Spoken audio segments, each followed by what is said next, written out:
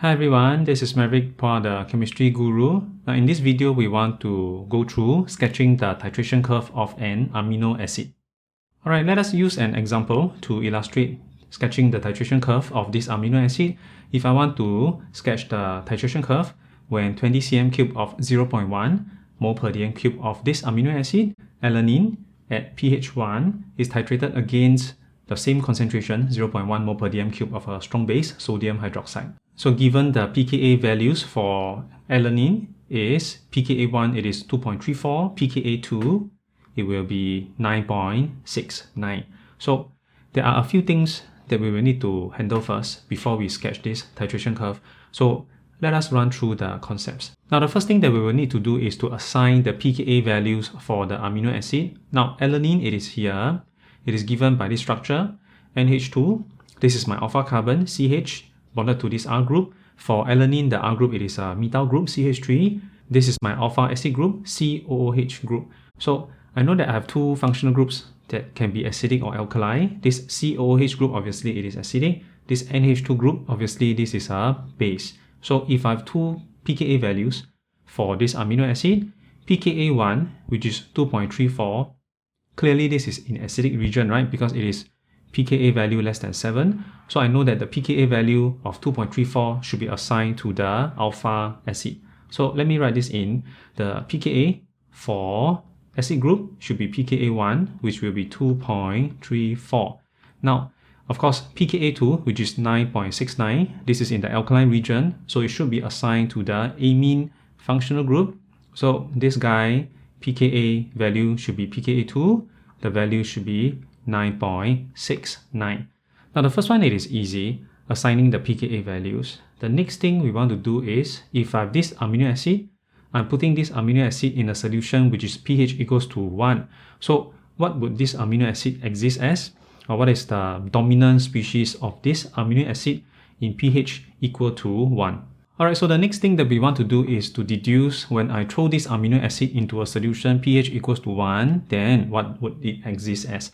Now the idea actually it is fairly simple, but it is a little bit tedious because each of this functional group will compare its pKa value against the pH of the solution. So it will decide whether the solution is acidic or alkali.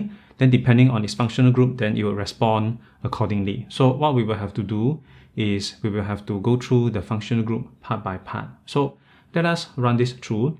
Let me draw out the structure first involving the alpha carbon because this alpha carbon is not doing anything in this reaction. So I just draw this guy out first. And maybe I'll also draw in the R group because the R group, it is a methyl group, which is neutral. It is not affected by the solution. So I draw in the R group as well. So I'm left with two more groups, correct? One is the acid group.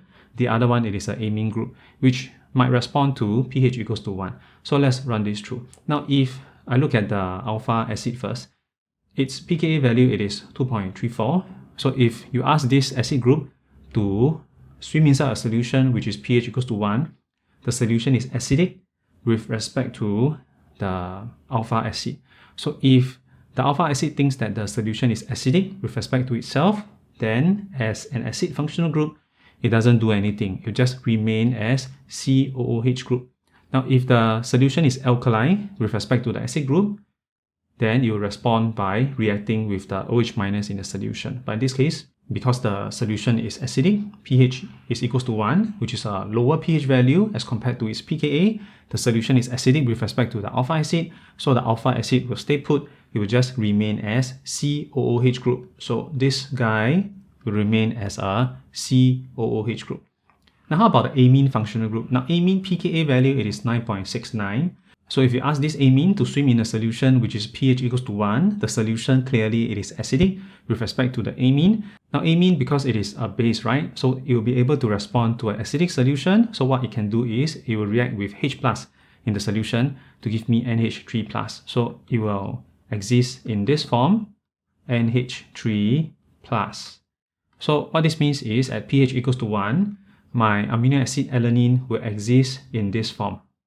Now that we know what this amino acid will look like at pH equals to 1, actually we notice something interesting, right? Because what you have here is this acid group, it is a COOH group, which is not surprising, right? Because there are no changes involved when you throw it at pH equals to 1. So I know that a COOH group, this is a weak acid. And of course, the pKa value we have already determined previously. It is given inside this exercise. This is 2.34. Now, how about this NH3+? Now, NH3+, actually, it comes from the acid-base reaction of amine. Now, amine, if this is a weak base, then NH3+, this will be the conjugate acid of that weak base. So, NH3+, it is no longer basic, but it is actually acidic because it is now carrying the H+. It has the potential to donate H+. So, this NH3+ now becomes the conjugate acid. If it is the conjugate acid, then it will be acidic and it can donate H+. And then what is the potential for it to donate H+? It is given by the pKa value, which is pKa2 9.69. So let me put this in. pKa2 equals to 9.69. So what you notice now is inside this amino acid, I actually have two acidic groups, the weak acid, which can donate H+, and the conjugate acid group, which can also donate H+. So now you notice this amino acid at pH equals to 1. We can say that this is the protonated form of amino acid because you notice both function groups have H pluses to donate. Both of them are acidic. So now this guy behaves like a diprotic acid. It can potentially donate 2 H pluses. Then later, when we consider the titration curve with sodium hydroxide, we will expect 2 equivalence points because this amino acid is now a diprotic acid, so therefore it can react with sodium hydroxide in 2 stages. Now before we run through the reactions with sodium hydroxide, I think it is good to recap the nature of diprotic species. Now a diprotic acid, it can donate 2 H pluses, but in acid-base reaction, it will never release both H pluses at once. It will release the H pluses in stages. So for this case, if I have a diprotic acid, remember what we have just done earlier, right? We already say that this acid group, it is acidic.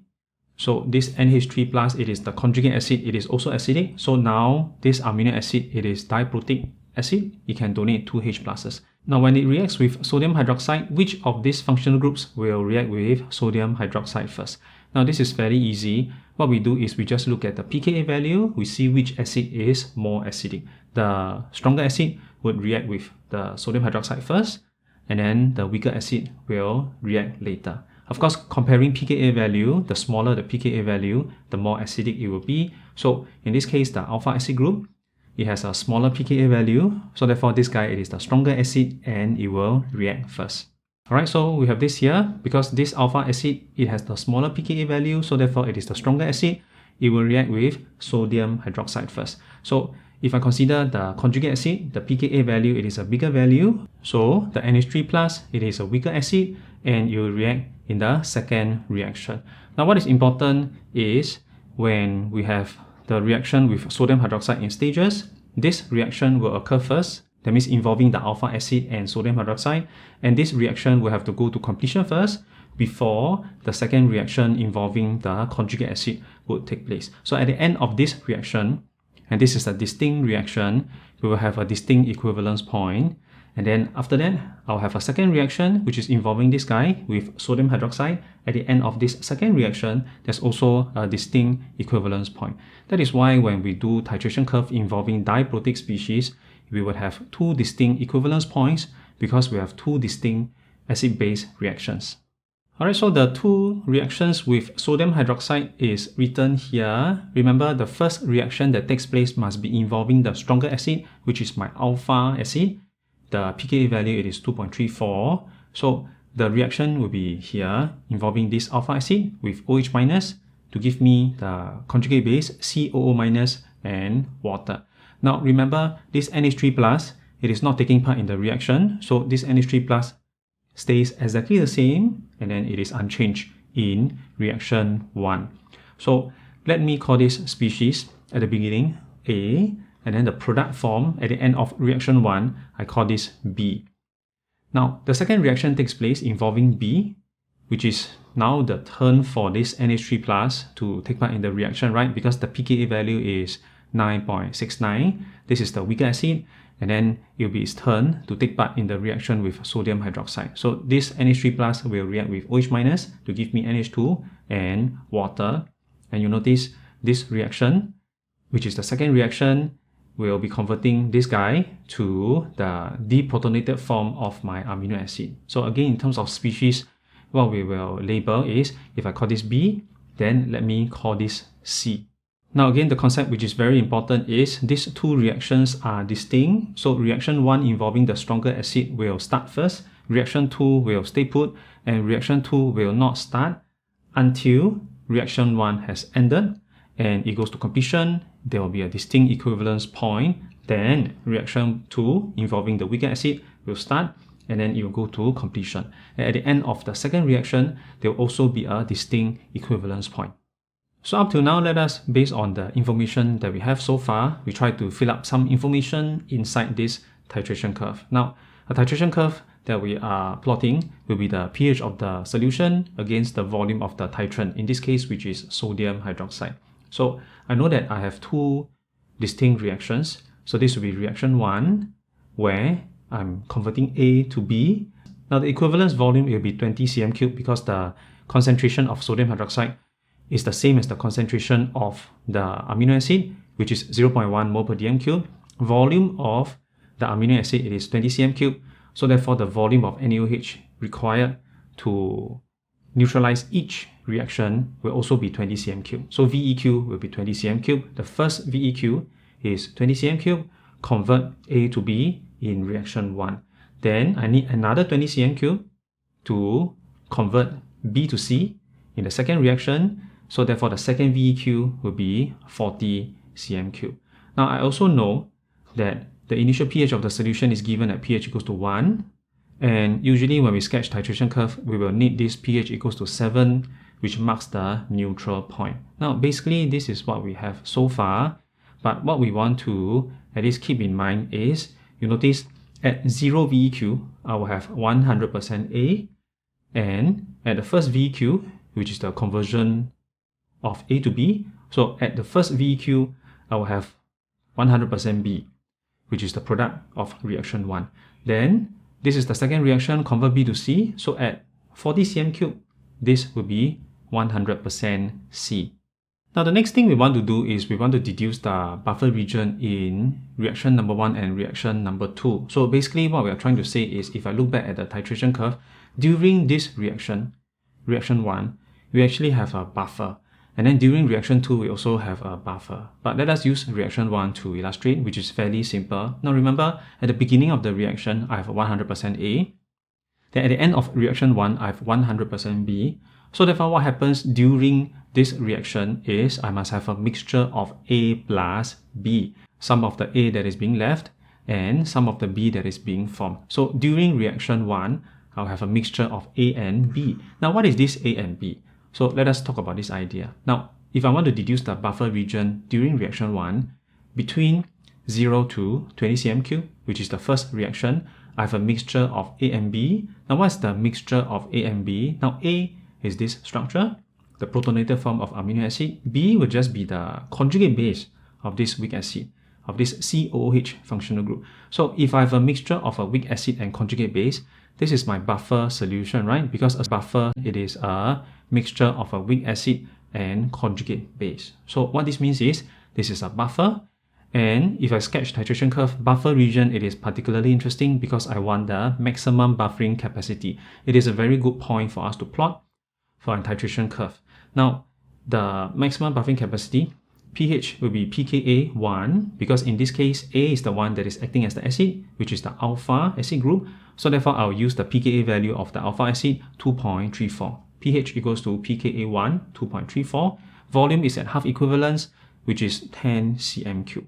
Which means that if I look back at the titration curve now, we have this additional information. I know at the midpoint here, at half equivalence, I'll have my maximum buffering capacity, where the concentration of A and B is exactly the same. Now, half VEQ will be 10 cm3. Then pH equals to pKa 1, 2.34, which will be somewhere here. Now, this point, which is our maximum buffering capacity, it is a particularly interesting point and good point to plot because I know at maximum buffering capacity, there's no change in the pH of the solution, when you add a little bit of H plus, or when you add a little bit of OH minus. So usually what I like to do is when I have this MBC, I'll use a horizontal line. I mark this horizontal line to remind myself that actually at this point there's a point of inflection which I can draw, and then I can actually sketch this part of the titration curve, and I get a very nice curve from 0 cm cube to 20 cm cube. So you notice what I've already done is I've indicated this initial part of the titration curve from 0 to 20 cm cube. This is the point of inflection at maximum buffering capacity for the first buffer region. Now if you understand this, then we will also know that during the second reaction from B to C, there's a second buffer, right? Because from 20 cm cube to 40 cm cube, I will have a mixture of B and C. So which is precisely what we are going to talk about next.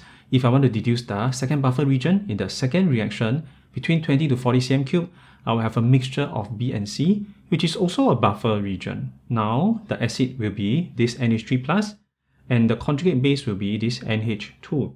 So if this is a mixture of a weak acid and conjugate base, this is my buffer solution.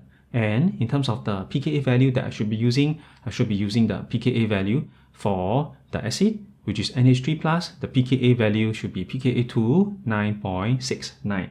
So I have a second maximum buffering capacity at pH equals to pKa2 9.69. The volume will be the second half equivalence, which is 30 cm cube. Now the 30 cm cube is here because the second reaction is here, right? So the half equivalence will be this midpoint here, which should be at 30 cm cube. So basically what we have now is I have the second maximum buffering capacity. pH is at 9.69, volume it is at 30 cm cube. So looking back at our titration curve, you notice what we have is I have my second MBC or second maximum buffering capacity at 30 cm cube. 30 cm cube, remember the concentration of B and C, it is exactly the same, which is my second maximum buffering capacity. pH equals to pKa2 9.69. Same thing, once I mark out this point, usually I like to draw a horizontal line to remind myself that this is a point of inflection. The gradient at that point is equal to 0. Then I can sketch out this region of the buffer region from 20 cm cube to 40 cm cube. Alright, so there we have this, the second buffer region from 20 to 40 cm cube. Now once we have this, I can essentially join up the rest of the titration curve, right? So usually what I'll do is, this part here is the rapid pH change at the first equivalence point. So what I'll do is I'll just drawing this together, and then whatever height I have for this equivalence point, I will more or less draw the same height for the next equivalence point. Then after that, the tail part where I'm adding more sodium hydroxide, the pH will just continue to increase. Alright, so what you notice is I've indicated this height here, which is the range of rapid pH change at the first equivalence point. Then whatever height I have, I'll just roughly gauge the same height. I will do the same height or the same length for the second equivalence point. Then the tail part, I just put in the increase in the pH when I add more sodium hydroxide. Okay, so I've added this tail part. And remember, eventually this will just become pH equals to 13, which is the pH of sodium hydroxide. So it will still eventually stabilize, and then it will be horizontal. So we don't want to get too excited and we draw a very steep gradient at the end of the titration curve. So you notice what we have done is we have done something pretty decent, right? What we want in terms of sketching out the titration curve of this amino acid, it is actually very simple. I just need to look out for these 2 points, the pKa value for the amino acid. The first pKa value will be the first maximum buffering capacity. The second pKa value will be the second maximum buffering capacity. So when I sketch the titration curve, I just need to aim for the first buffer region, the second buffer region. Because maximum buffering capacity, it is a very nice point to plot. It is a point of inflection. Gradient at that point is equals to 0. So it tells me something about the shape of the graph at that point. Before and after that point, maximum buffering capacity for titration curve, it is a very nice point to plot. So for diprotic species or even triprotic species, we will look out for maximum buffering capacity because it is a very nice point to plot. And it is also very easy for me to determine the MBC because it is just deducing it from the pKa values of the amino acid or the diprotic or triprotic acids. Alright, so that was the discussion involving sketching the titration curve of amino acids. Now at the beginning, it looks like an organic chem question, right? But Actually, most of it is under ionic equilibria and titration curve. So if you have learned something useful from this video, please give me the thumbs up, like this video, and subscribe to my YouTube channel for more weekly video lessons. That's all for now. Thanks for watching.